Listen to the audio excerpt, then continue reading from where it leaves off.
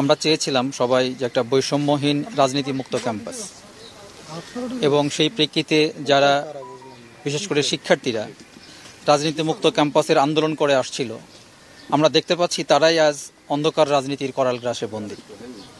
এ কারণেই 18ই ফেব্রুয়ারি 2025-এ আমাদের এই ক্যাম্পাসে উদ্ভূত সংকট নিরসনে শিক্ষকবৃন্দের কোনো চেষ্টা সফল হয়নি বলে শিক্ষকবৃন্দ মনে করে।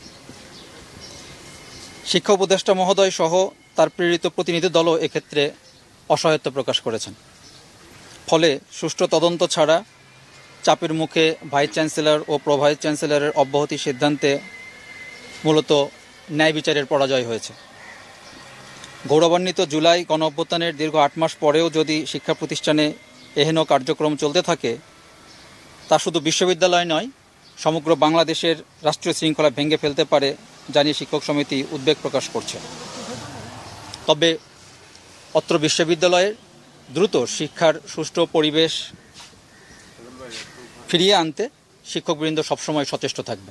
একাডেমিক কার্যক্রমে ঘোষণা না যাওয়ার ঘোষণার সাথে এখনকার এই বিবৃতির কোনো সম্পর্ক নেই।